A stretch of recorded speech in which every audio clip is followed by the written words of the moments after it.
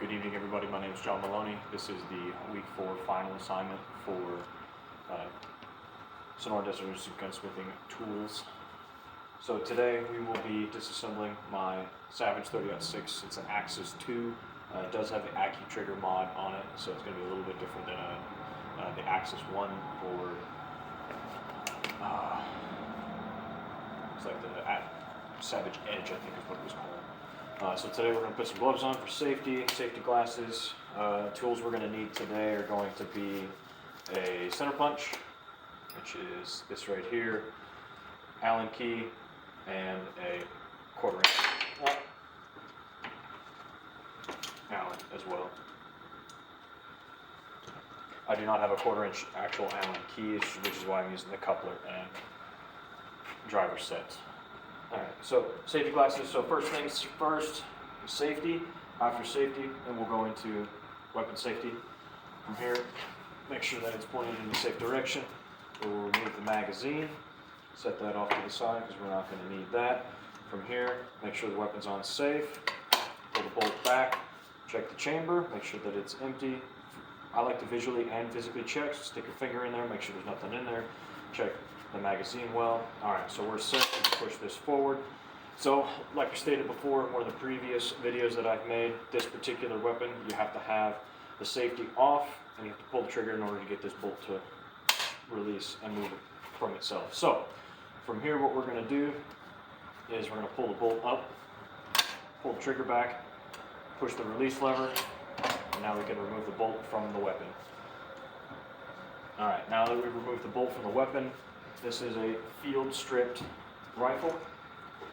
From here we're going to move on to my Savage Arms manual for my rifle.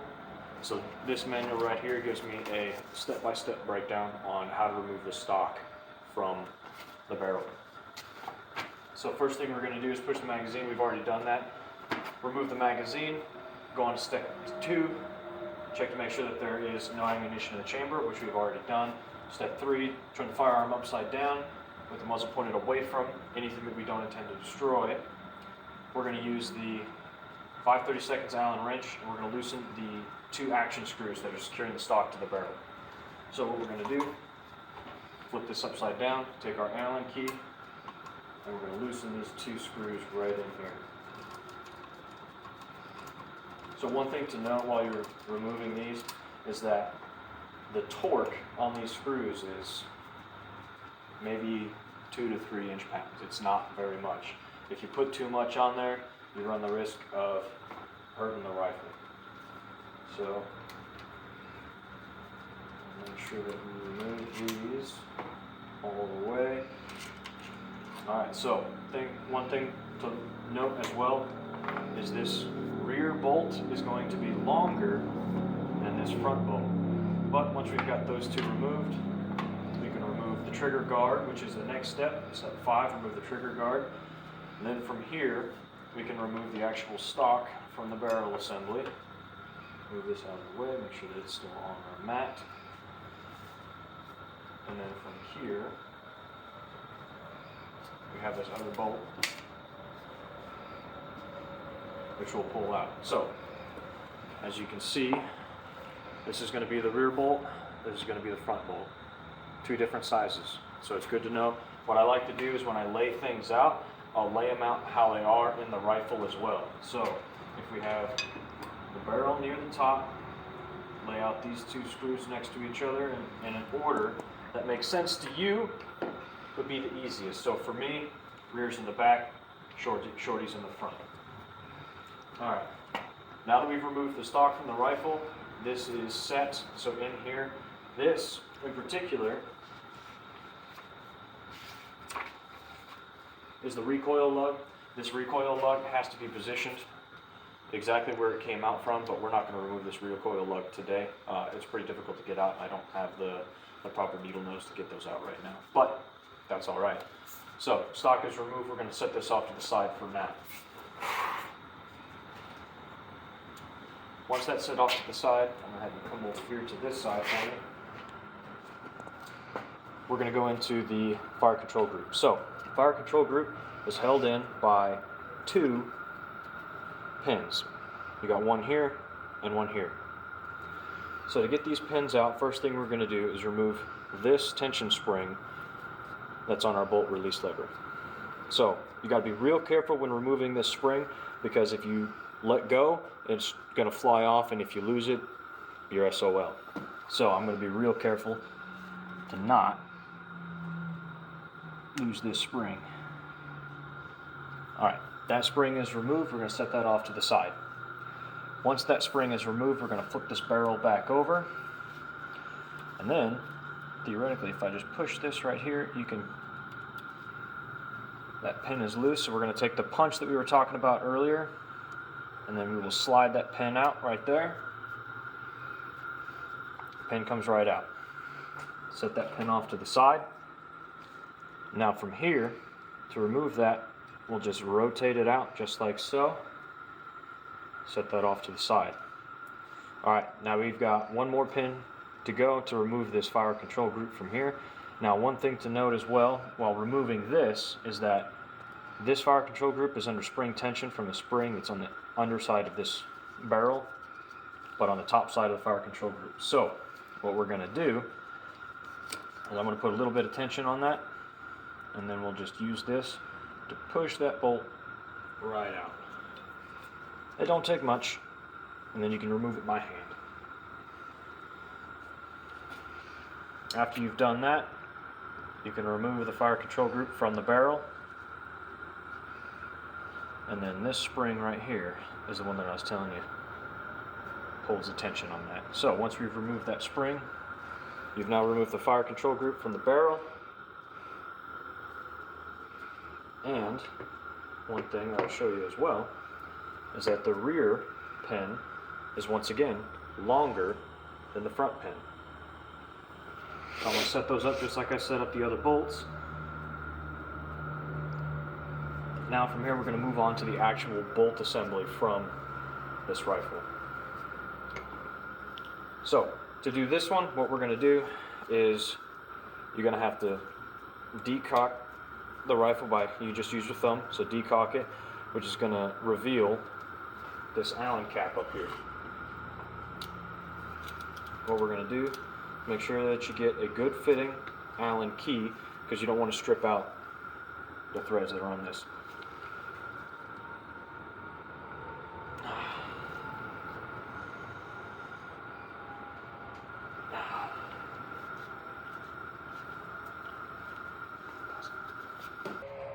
Okay, so change of plans.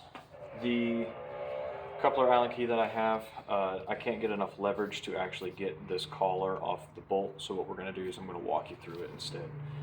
So, first thing you're going to do, like I said, release the firing pin from there.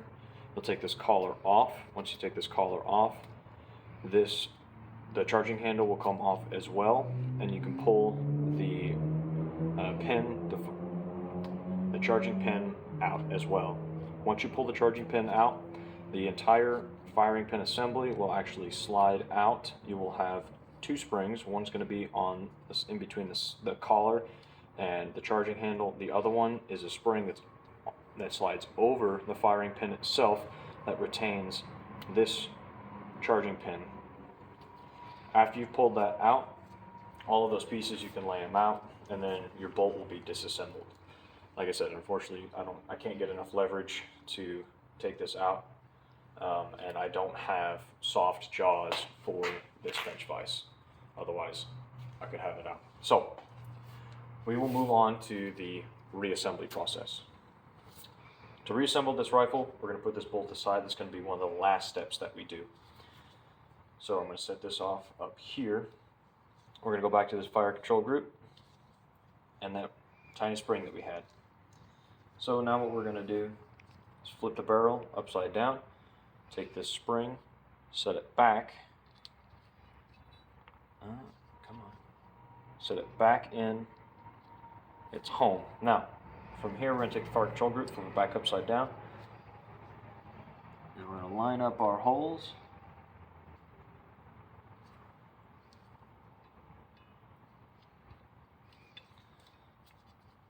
And we're going to put some force with our thumb. Now we're going to take this pin, we're going to put this pin back through, and we can release. Once that pin is all the way through to the other side and flush with the other side, it's going to hold that fire control group in there. Now what we're going to do is we're going to put the release lever assembly back. So we're going to take that release lever, and just like we did earlier, pull this down. We're going to just rotate that in, slide it up and in. Alright, and then from here what we're going to do is flip this barrel back over to this side, take this pin, and then one thing you can do, it's a technique, is take your punch and you can use it to line up your hole on one side, and then when you push your pin in, your pin will actually push your punch out. Once you push that punch out and the pin is in, now what we got to do is put the spring back onto the release assembly, or the release lever, excuse me. Once we put this spring back on, again, be careful, you don't want to lose this spring. Alright, that spring is back on there. That spring is lined up with the indentation on the back safety here. So, that is put back together. Neither of those pins are coming out. Both of them are flush. And if we were to test this release assembly, it goes right back. Alright. Fire control group is back on the barrel of the rifle. Now what we're going to do is we'll bring our stock back in. Once we have the stock, we will flip this back over once again. Go right over, line it up on top of our two bolt holes. From this one, you can take the smaller one, like I had them lined up, put it on the front, and you can tighten that just a hairy bit, just to get it to start threading. Now we're going to take our trigger guard, and this trigger guard, so there is a square, I'll call it a pin for lack of a better term, but there's a square pin right here, and it fits up to a square hole right down there. So we'll angle this down to get the trigger in, line that hole up, and then we'll push and it goes back just a little bit, and it seats flush right there. Once we have it seated flush, we'll take this pin, put the pin back in, and then we will proceed to tighten these two back up.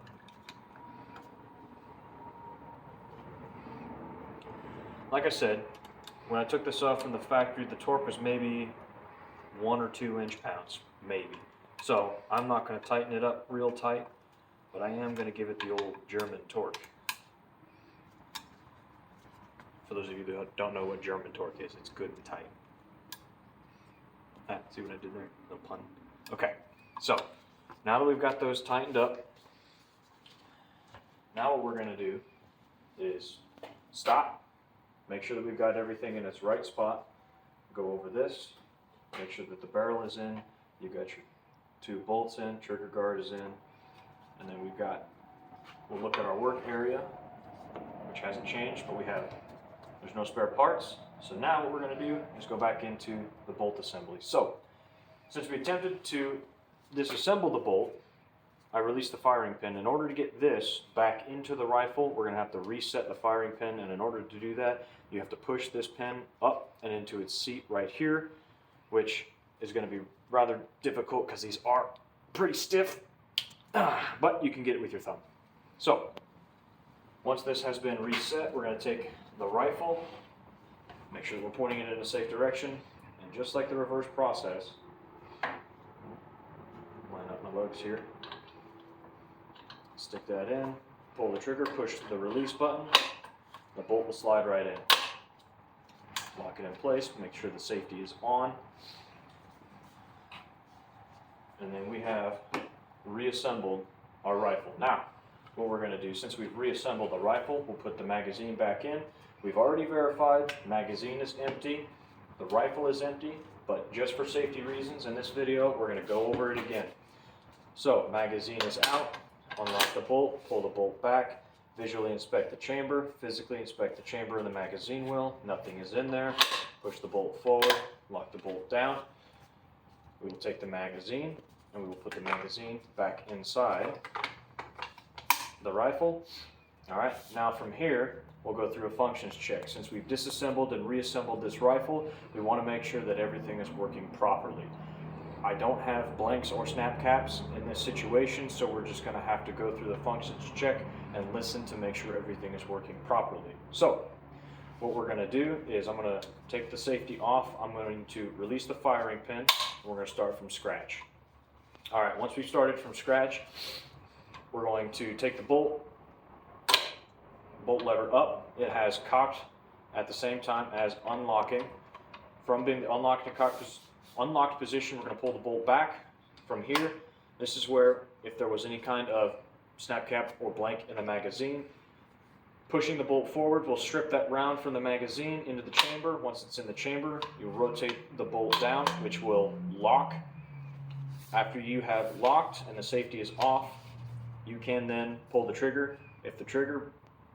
Once you pull the trigger and the firing pin goes off, like so, you've completed the functions check of the rifle. And for this rifle in particular, in order to get the safety back on, it does have to be cocked. So what we're going to do, rotate the bolt back up, just lock it back down, put the safety on this rifle, and we have completed the functions check for the Savage 30F6 Axis 2. And going over the references that we've used today, once again, I have used the Savage Arms Manual that comes with the Savage Axis 2, and to supplement, I have used the Shooter's Bible, Guide to Assembly, Disassembly, and Cleaning of Rifles, specifically page 230, which goes over the Savage Model 10, which is not the exact model of this rifle, but it does cover Savage, and it has mostly the same steps. Thank you, that concludes this video.